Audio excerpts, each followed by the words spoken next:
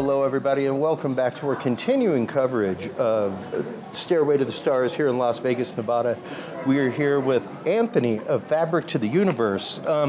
You're actually one of the people who works with Ancient Atzlan finding these amazing, amazing artifacts. How did you come to work with them? Well, I met him through the internet, actually. I seen one he was offering, and I asked him if I could join his team, and he would just happened to be doing a documentary trip a month later, and he said you could join my team.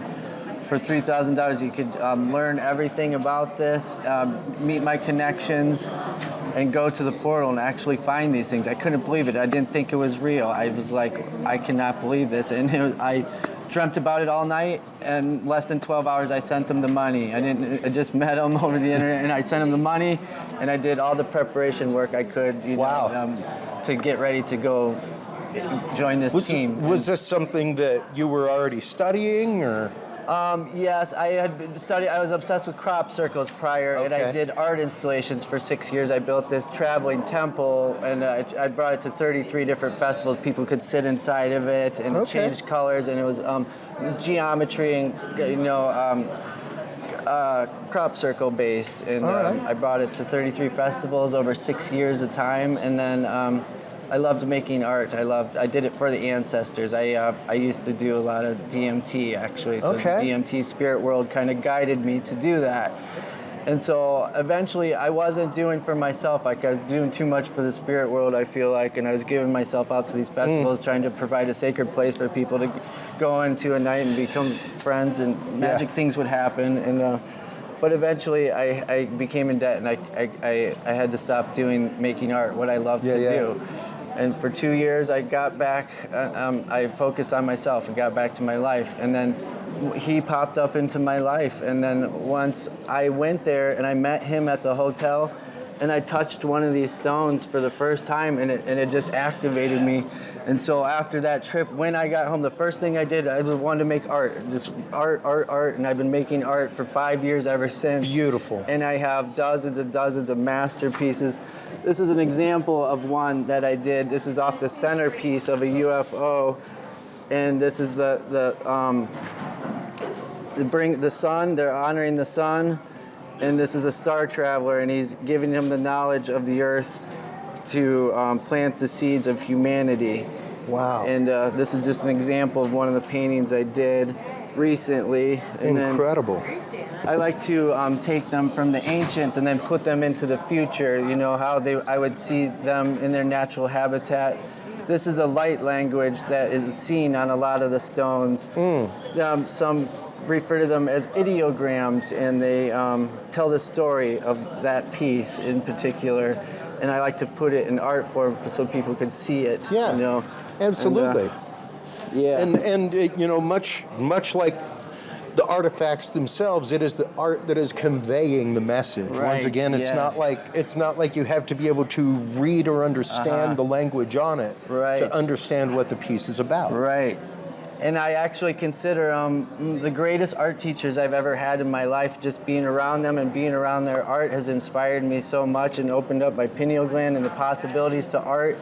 And even like the jewelry, I love the jewelry aspects that they made. They made the best jewelry I've ever seen in my life.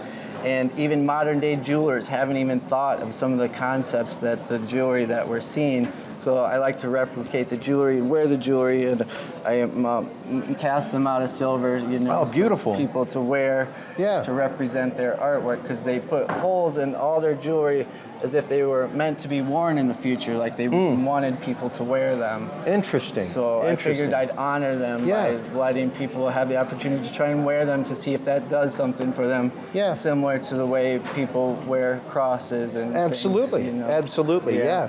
And now, this has of course influenced your art. How has it influenced you to take this art to other people? This is actually my first time bringing it to other people other than Contact in the Desert, but I've been a recluse artist. Not a lot of people know about this art, so I've just kind of kept it to myself. I'm not in a hurry to share it or show it, so I've just kind of backed up on all these things. And this is actually I've been a recluse artist, so this is my first time just showing myself to the world, and we're speaking about it to the world for the first time. Because there's a lot of misinformation about this, and there's not a lot of real information.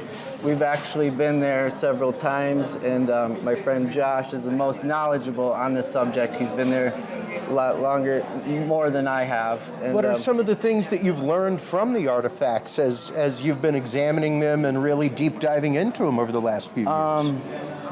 They were many different types of species, and they were some of the greatest artists I've ever came across. And I just want to show this one while you're talking. This is an example of an ancient astronaut. Most of them come with UFOs, but this one was found alone without his spaceship.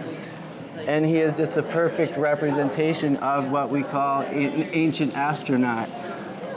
And absolutely. And I mean, as somebody who's done stonework before, things like that, the absolute precision to be able to dig that out and carve inside. This is an example of a really fine UFO, and this one in particular has chambers in it, and on the outside there's thin layers of agate, and when you put a light through it, you can see the light shine through.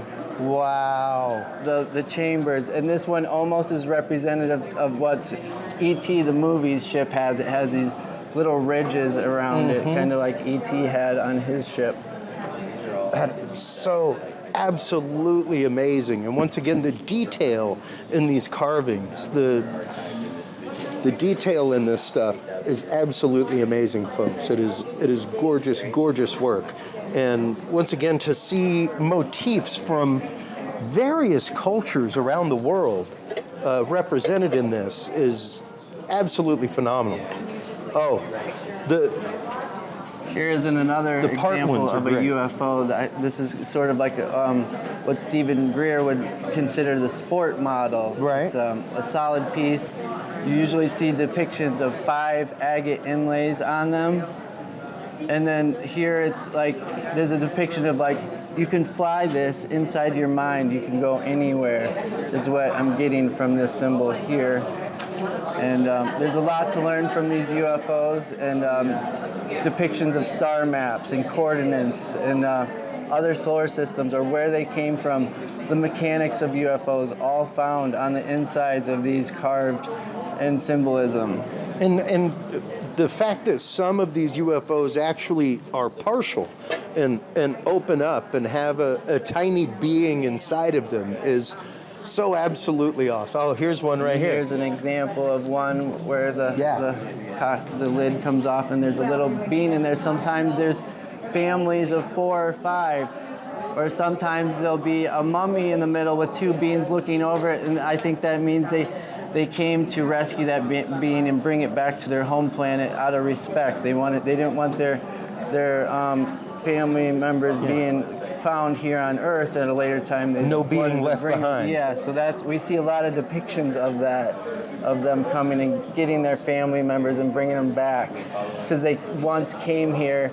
Something happened to their planet, and they had to come here unexpectedly for a short amount of time until they could regroup and figure out where they were going next. Yeah, absolutely. Possibly. And once again, how has this, in addition to your art and bringing you back to home and back to root with that, how has this moved and changed you in your life? Well, I could say they helped me manifest. I don't know why I feel like maybe they chose me or picked me. There's not a lot of people that know about this even really, and I don't know why. Maybe it's because of the DMT I used to do, and that I gave myself out. I built that temple for all, I did it for, humanity, and I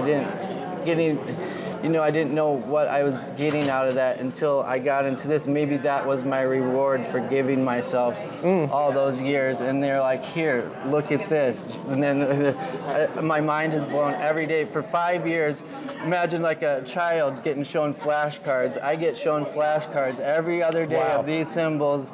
Whether I get them or not, I see them every day from several of the families. They're always sending me pictures, and so I'm always getting downloaded with all these cosmic symbols. And I could write many different books just about the symbols or the features, you could write the statistics, volumes of books about the artifacts the artwork, that are just here. all the different little features. Yeah, Absolutely. so many different things, and there's a lifetime of knowledge. And I would imagine 5-10 years from now, most of the world will know about these. They're going to spread from that mountain into the hands of the people, and then consciousness, they're going to spread just like that all across into town to city and all across music festivals. They're going to be showing them to their friends, feeling the energy, and so then that's how it's going to spread from the grid of the mountain to the grid of the planet. And it has been amazing to see the literal watershed of community that has been built over the last few years since the disclosure effort has begun. Yes.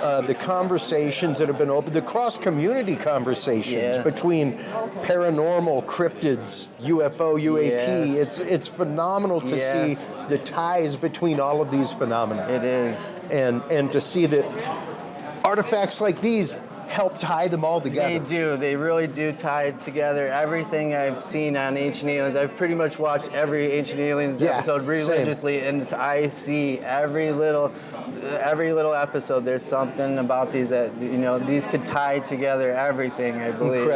Incredible. And one day we will. The whole conference is lots of people will be doing talks about these, but here we are for our first time talking about them in the public for free, giving out knowledge for free.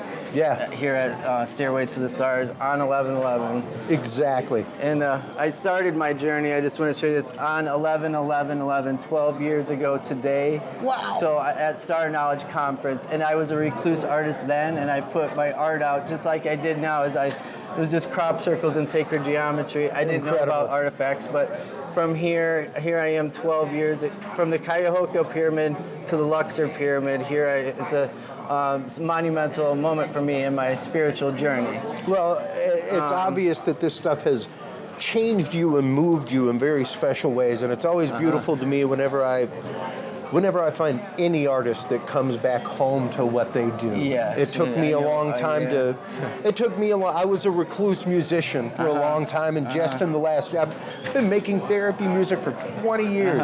Did not put it out till this year. Nice. Like it was just one of those, like, it's time. It's time. That's what I felt. It's time. The universe was like, get out there and do it. Exactly. So, and it's beautiful that something as deep as this is what drew you and moved you back to that. It did. It is. It took such a... The passion is regaining in all That of us right now. is truly beautiful, Anthony. The love we're receiving from the community here. Absolutely. And we're blowing people's minds, and people are just like, oh you my guys, God, you guys have been and, a kerfuffle of actions since y'all were like setting up the first case the other day, and it's been nonstop for 2 days. It's been awesome. Yeah, it's awesome to see you guys working it and really getting this information out there. We love doing that. Thank you. I'm looking forward to seeing the presentation. I'd like to have y'all on again and again to talk about this, because we would love that.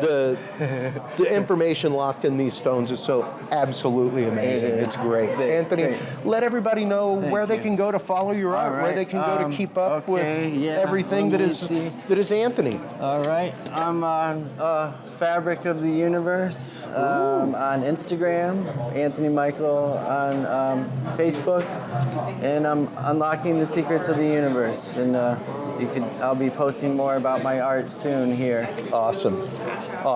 Anthony, thank you so much for your time again. I appreciate it. While you are online checking out Anthony's work, make sure to stop on by Curious Rome. CuriousRome.com is where you can find all the episodes. That's where you can like, follow, subscribe.